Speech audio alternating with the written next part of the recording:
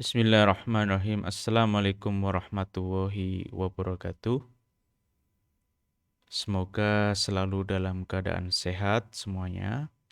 Melalui video kali ini saya ingin melanjutkan pembahasan mengenai sifat magnetik yang sempat saya tunda. Alhamdulillah ini sudah saya bisa buatkan video kelanjutannya. Ini materi atau video yang terakhir dari saya. Jadi sebelum membahas materi inti, saya mereview dulu agar pemahaman kita itu tetap utuh, tetap menyambung gitu ya. Jadi setiap materi sebenarnya sudah memiliki bakal magnetik ya. Dia berasal dari momen magnetik atau momen dipol magnetik. Sebutan momen dipol magnetik ini karena karena bakal magnetik ini memiliki kutub ya, memiliki dua kutub, kutub utara dan kutub selatan. Jadi ketika ada suatu magnet permanen, Anda potong menjadi bagian yang paling kecil, istilahnya gitu ya. Karena kita tidak mampu memotong sampai yang terkecil. Atau kita motong-motong gitu, kita bagi dua itu, ya tetap ada utara dan selatan. Jadi nggak akan terpisah kalau kita potong jadi dua, utara sendiri, selatan sendiri, itu tidak bisa. Sehingga bakalnya atau bagian terkecilnya itu kita sebut sebagai momen dipol magnetik. Ya. Nah, setiap materi itu memiliki momen dipol magnetik, ya.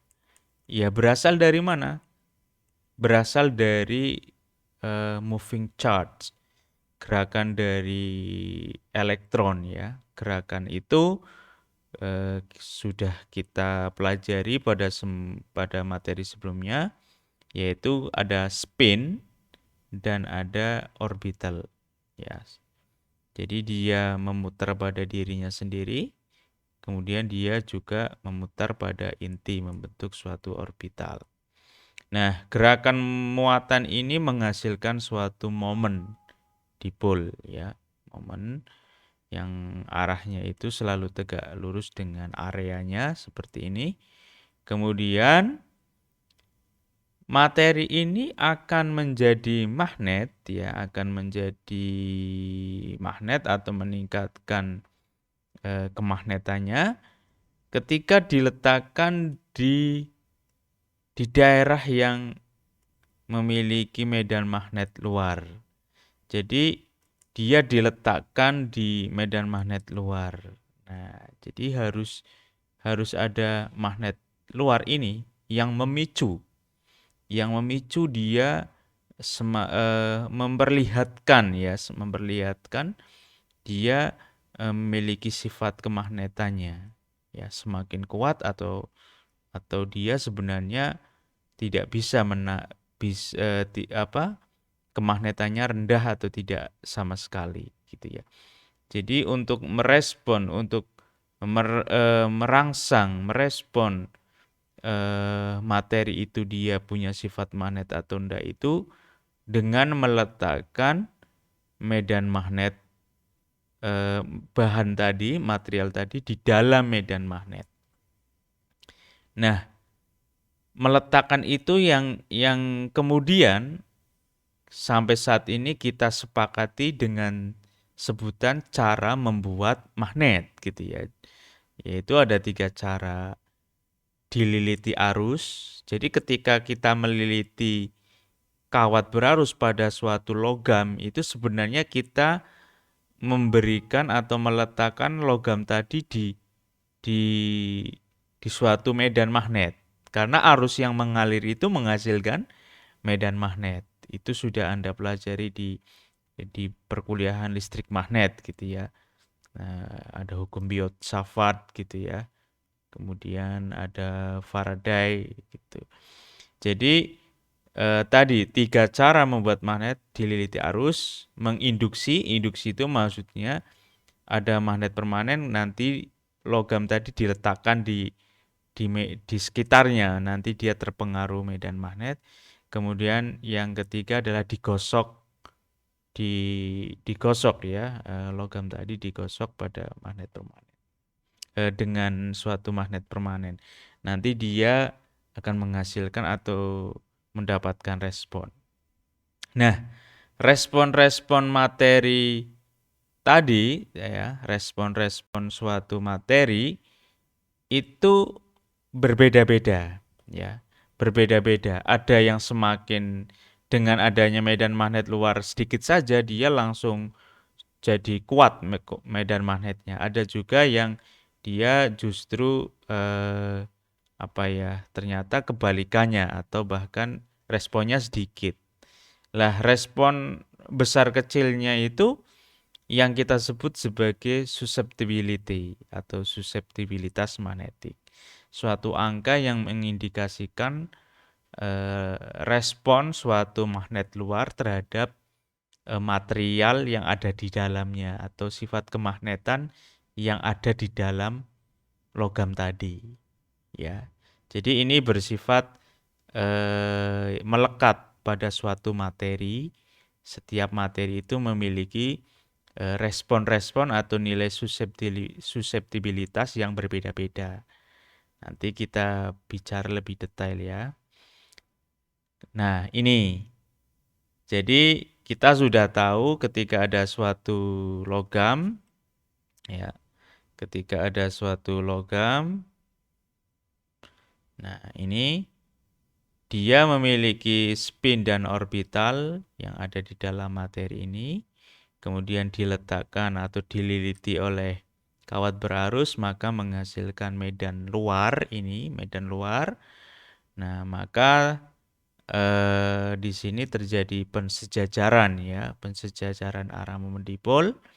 Lah, banyaknya momen dipol atau momen dipol magnetik atau momen magnetik tiap satuan volume itu yang kita sebut sebagai magnetisasi M. Ya, magnetisasi M ini adalah penentu banyaknya bakal yang ada di dalam material tadi ya.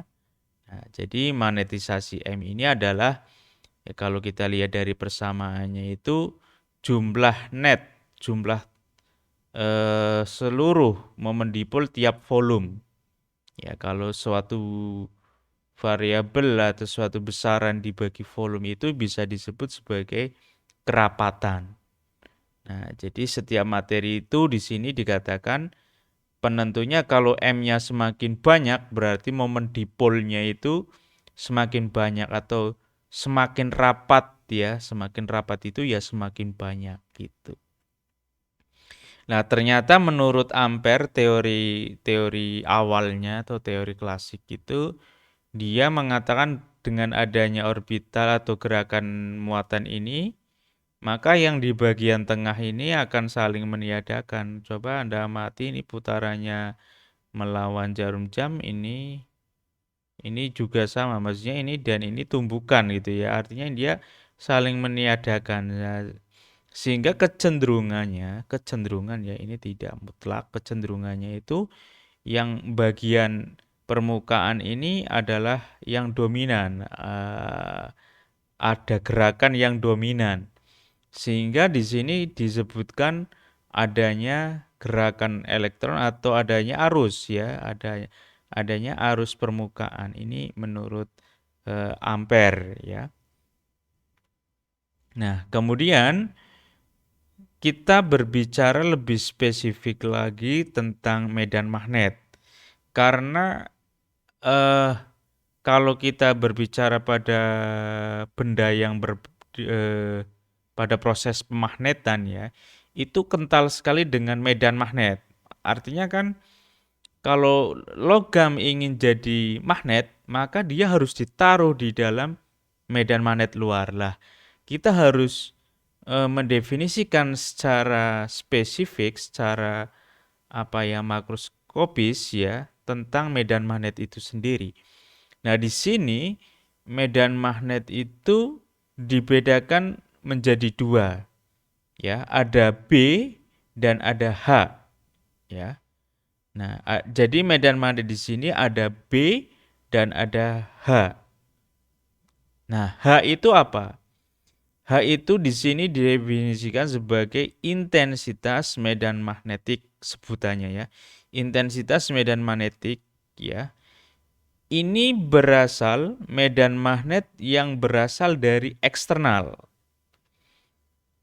Medan magnet eksternal, paham ya? Artinya kalau saya punya paku, punya benda logam, ada medan magnet di situ. Ya mungkin berasal dari magnet yang lain. Nah, atau ada magnet permanen di situ, ada magnet batang di atas meja, kemudian saya taruh logam di atasnya, di sampingnya. Lah, medan yang ada di atas meja itu yang kita sebut sebagai eksternal. Ini bisa dihasilkan dari kawat berarus atau logam permanen lainnya. Ini kita sebut H gitu ya.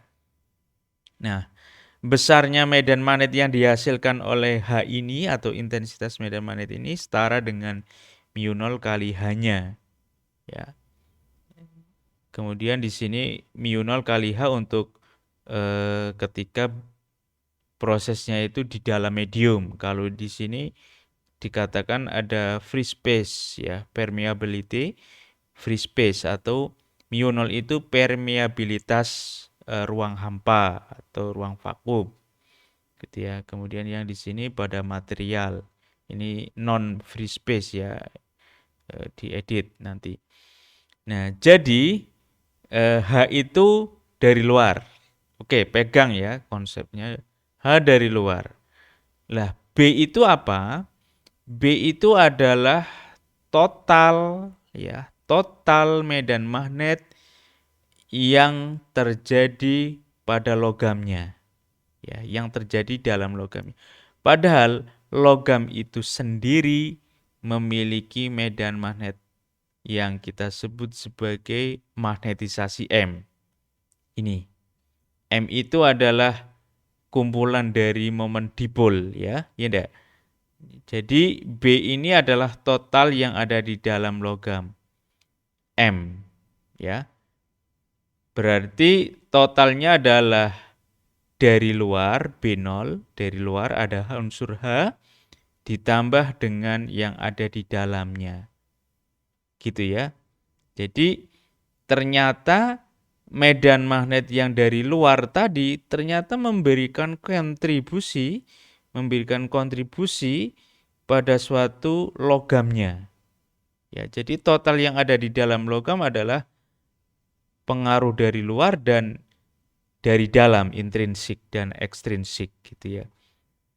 Nah, sehingga kalau kita tuliskan lagi B0 adalah mu0 kali H, kemudian ditambah mu0 kali M, sehingga B-nya itu merupakan kombinasi H dan M. Ya, H dan M. Sekarang Anda sudah tahu bedanya apa itu B dan apa itu H. Dua-duanya adalah bisa dikatakan medan magnet, gitu ya. Nah, ternyata dengan memberikan medan magnet dari luar tadi, misalnya ini ada lilitan kawat berarus, setiap lilitan kawat berarus itu memberikan medan magnet dari luar ya, yang kita sebut dengan H.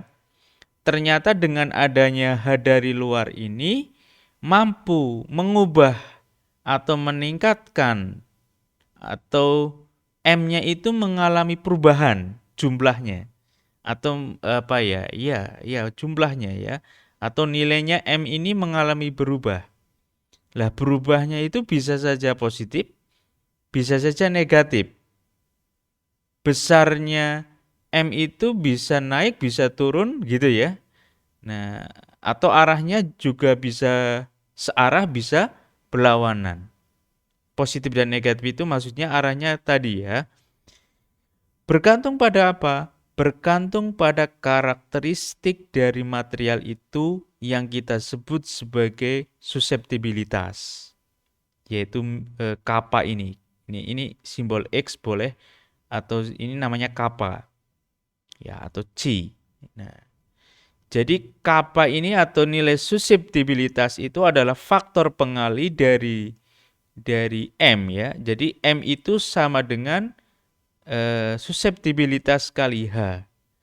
Artinya suatu material ketika diberi dengan H dari luar itu akan memberikan nilai M yang setara dengan karakteristiknya dikali dengan H-nya tadi. Oke, sekarang sudah tahu ya suseptibilitas itu intinya dia respon materi terhadap H. Nah, respon itu bisa positif, bisa negatif. Nah, di sini ya, ketika di ruang vakum 0. Kalau dia harganya positif lebih besar daripada 0, maka dia grafiknya mendekati M. Artinya M-nya semakin besar. Padahal M itu apa tadi? Adalah medan magnet intrinsik, yaitu momen dipol magnetik. Artinya momen magnetik yang ada di dalam logam itu. Ternyata dengan kalau suseptibilitasnya lebih besar dari 0, M-nya meningkat. Nah, kalau kurang dari, nah dia turun ya, turun. Artinya dengan adanya H yang lebih besar ya dia harus diimbangi dengan H yang besar. Maksudnya itu dia responnya lemah gitu ya. Seperti itu. Nah, kemudian ketika M ini juga setara dengan H, kalau kita tuliskan, ternyata kita mendapati bentuk persamaan bahwa medan magnet total itu sama dengan 1 plus suseptibilitas dikali mu0 dikali H. Artinya apa? Nilai H ini ya sangat sangat penting kontribusinya terhadap suatu medan magnet yang ada di dalam logam tadi. Gitu ya. Jadi artinya kalau medan magnet yang diletakkan itu sangat besar ya akan memiliki kecenderungan nilai B yang sebanding. Sebanding itu artinya bisa besar positif, bisa besar tapi negatif arahnya. Arahnya negatif. Ya. Nah, jadi seperti itu. Nah, kemudian dengan menganalogikan bahwa B itu adalah mu kali 0, artinya permeabilitasnya itu setara dengan ini. Nah, kalau kita teruskan, permeabilitas relatif itu adalah mu0 kali ini, sehingga kita dapat suatu permeabilitas relatifnya adalah 1 plus suseptibilitas. Artinya suseptibilitas ini adalah pengali, atau kalau kita lihat ini ya, kita lihat ini itu adalah pembanding. Artinya ketika pada bahan itu jauh lebih besar ya. Karena permeabilitas relatif itu kan 1 plus kappa ini. Kalau Anda taruh di sini berarti kan ketika pada bahan berarti nilainya lebih besar daripada ketika di udara. Nah, kemudian apa sih dampaknya atau dengan adanya suseptibilitas tadi?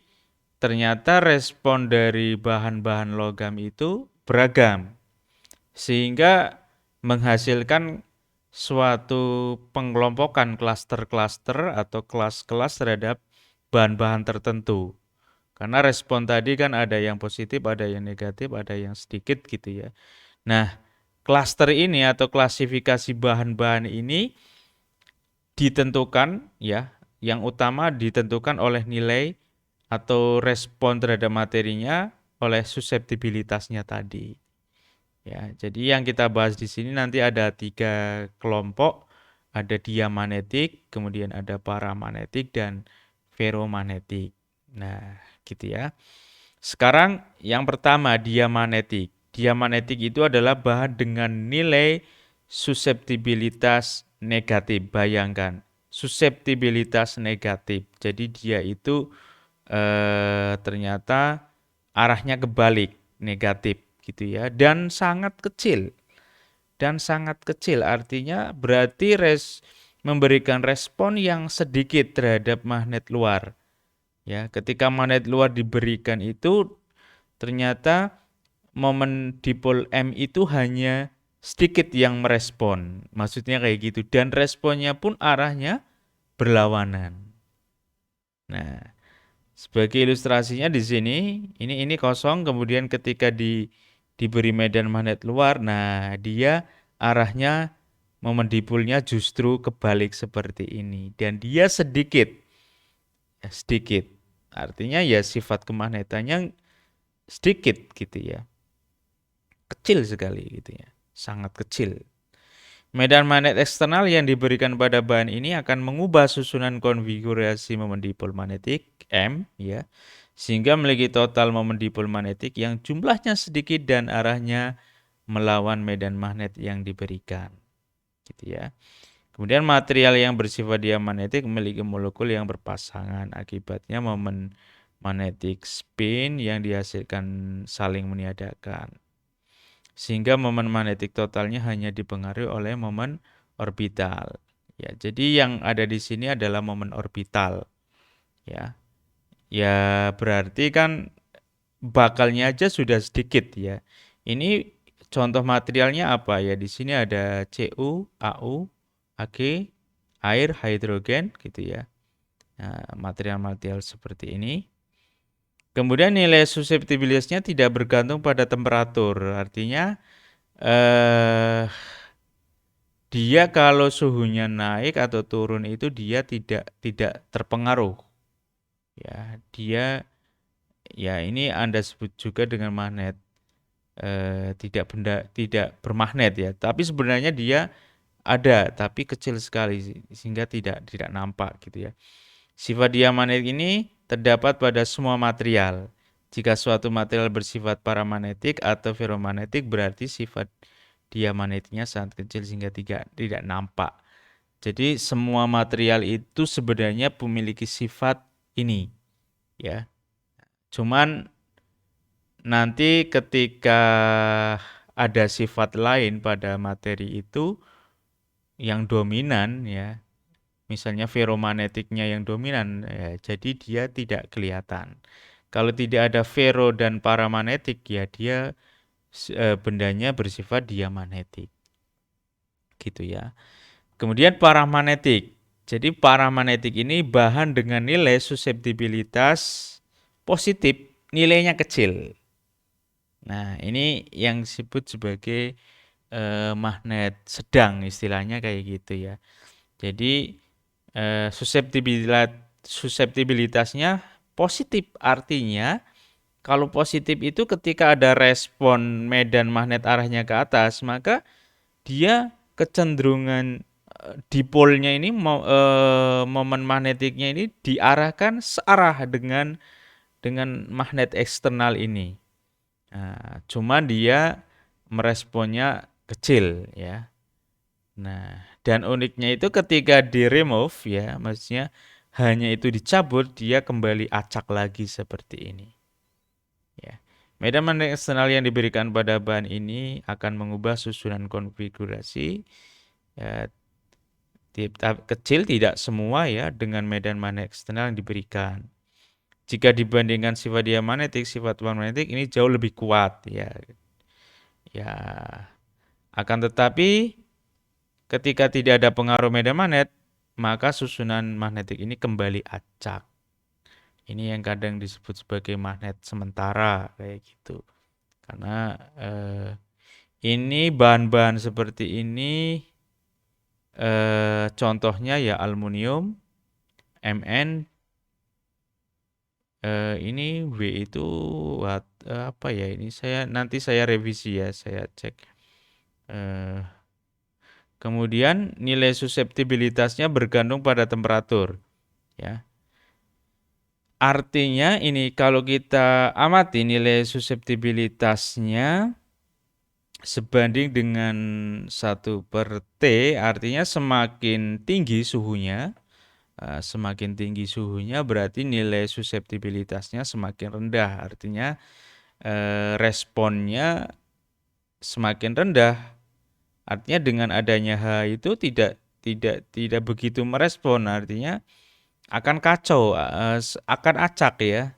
Jadi bisa menghilangkan sifat kemagnetannya ketika suhunya tinggi seperti itu. Nah, ini yang kita sebut sebagai hukum Curie. Kemudian yang terakhir yaitu sifat ferromagnetik. Bahan ini yang kita sebut sebagai magnet, bahan-bahan yang kuat menarik benda-benda magnet gitu ya. Bahan ini dengan nilai suseptibilitas yang paling besar, positif paling besar. Nah, bahan-bahan ini itu kalau sudah diberi magnet yang sedikit saja dia dia langsung langsung apa? Langsung sejajar. Nah, gitu ya.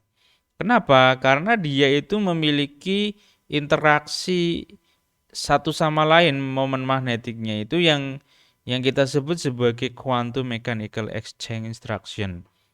Ya, jadi dia memiliki interaksi yang khas ya. Dia ketika ada medan dari luar itu dia langsung sejajar. Nah, kalau seperti ini dia magnetnya sangat kuat sekali. Dan pengalinya atau nilai suseptibilitas itu sangat besar. Artinya kan ketika ada magnet luar sedikit saja ya. Nah, tadi kita tahu hubungannya ya bahwa M itu nilainya sebanding dengan X kali H. Nah, kalau ini besar sekali dengan H yang sedikit akan meningkatkan harga magnetization yang besar gitu ya. Jika mendapatkan pengaruh medan sedikit saja maka mendapatkan magnetasi yang besar. Jika medan magnetik besar maka M-nya sangat besar sekali. Gitu ya lah. Tapi di sini ferromagnetik ini bergantung pada temperatur. Artinya dia itu bahan-bahan seperti ferit, kobalt, nikel itu memiliki batasan. Ketika suhunya sudah mencapai 770 derajat untuk ferit, kemudian 1115 untuk kobalt, kemudian 358 derajat untuk nikel, dia akan apa ya? Akan hilang sifat kemagnetannya atau dia kembali acak ya. Jadi musuhnya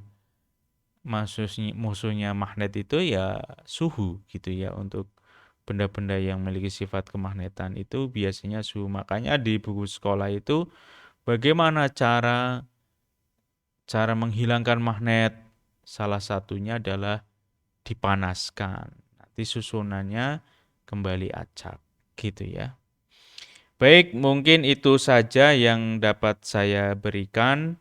Semoga bisa menambah wawasan Anda mengenai pandangan secara mikroskopis dari suatu bahan yang diberikan medan magnet dari luar, ya, sehingga bahan-bahan itu memiliki sifat kemagnetan. Sekian dari saya. Assalamualaikum warahmatullahi wabarakatuh.